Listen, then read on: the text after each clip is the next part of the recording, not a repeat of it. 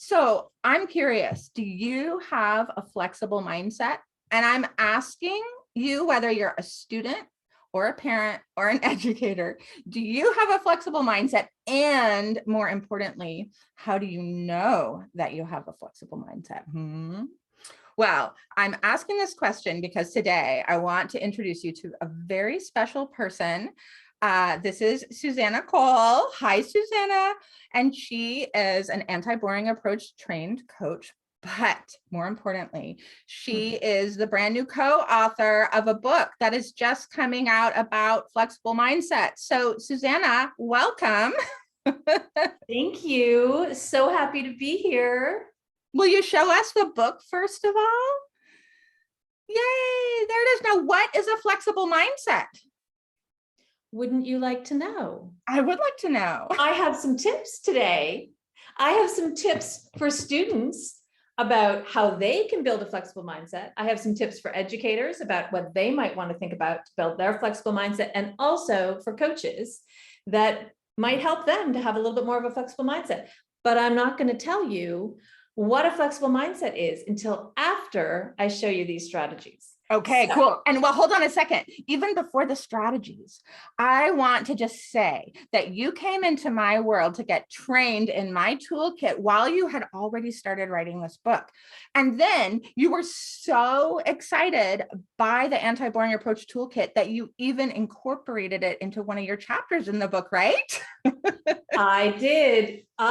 Because I own this book, I even highlighted in the book where Gretchen Wagner and the Art of Inspiring Students to Study Strategically makes a showcase it is in page 70, chapter 5. Yes. Awesome. Awesome. And I know we don't know what a flexible mindset is yet, but do tell us, why did the anti-boring approach toolkit feel like it just meshed in your concept for what flexible mindsets are? One of the things I loved most about taking the Art of Inspiring Students was that it was focused on not only the strategies, but also the brain science and why it's so important to use strategies to support learning. And a big part of a flexible mindset is around using strategies to figure out how to do whatever it is we want to be able to do. And to be able to do that with agency and to feel like we have choice and we have freedom. And so when I took that course, it was just like, for me, the missing piece to working with students so that I could help them to feel like they were in charge of their own learning and they knew how to do it. I love it. I love that you found the ABA tools, as we like to call them, the missing piece. And one of the things I'm so excited about is the educators that come and stay in my club, and I'm so glad you have stayed, is you each bring your own special sauce to the table. And this flexible mindsets piece is so brilliant and unique to you and your co-author, Julie, but I've not met Julie. So lay it on us, Susanna. Give us the tips so that we can see whether we have a flexible mindset and how to further develop it. All right, so we'll start with students. So students, do you, when you have main topics, main headings, when you see information listed that you need to learn about, do you turn them into a question? And I say this because when you turn anything you see, it can say osmosis, it can say World War II. When you turn that into simply, what is osmosis? What happened in World War II? The minute you do that, our brains, they actually can't help but go searching for the answer. And so it's like the quickest and simplest way to activate your brain and just start getting into the learning process. Great. So that's tip number 1 for students. Okay, so turn facts into questions or turn headings into questions. Anything into a question, you're just going to activate your brain, and that's going to get you to learning. For educators, this is a big part of what we believe is so important. We talk about transforming our educational systems, and we can't do that overnight. But there is one big piece that educators can start doing right now in their classroom. And that would be to start normalizing not knowing. We spend so much of our time in classrooms helping students to figure out the right answer. We often reward speedy producers of the one right answer. And we end up getting students who, when they don't know, they get shy, they get embarrassed, they feel afraid to express what they don't know. But not knowing is where all the learning happens. So if we switch the dynamic in our classrooms and we started to get excited when someone puts up in their hand and they're like, I don't know, I have no clue about this. We should be like getting so excited. Yes, because that's where the learning happens. If you already know something, you're not actually learning. So that little switch in your classroom, just to start to help even students understand that it's the power of learning is in what we don't know, not in what we already know. And this is why we're so like this, right? Is because that's one of the basic mindsets inside the anti-boring approach, is to normalize not and celebrate not knowing. Absolutely. Awesome. So what about coaches? And then you coaches out there. So one of the gifts of being a coach is that you get to build this relationship with a student where you get to see how they work. You get to see what they're doing that's helping them to succeed in school, and you get to see what's not really working for them. And you get to help them identify for themselves what systems, mindsets, habits, what is going to work for them to help them to reach their goals. And I think you're in such a privileged position as a coach to be able to have insight into that level of awareness. And then that's really where any kind of shift or change happens. It's in the awareness. So as a coach, when you can notice for students, I notice that you're doing this, or I notice that that's not happening right now. I wonder if that's having some impact on your learning.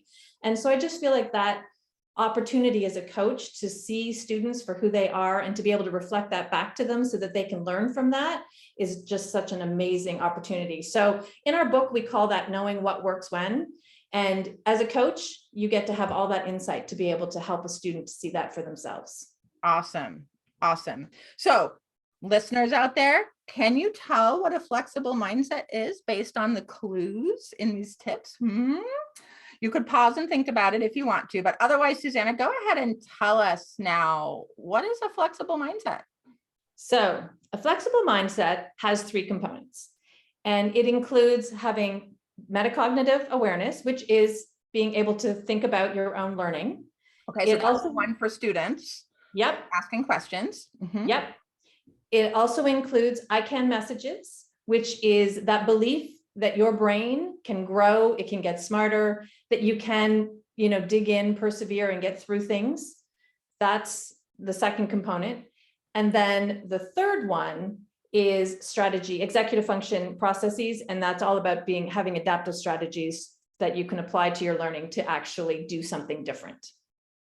Great. And so when we have all three of the, do all three of them count as a flexible mindset, or is that just something that we're always kind of cycling in to try and get better and better at?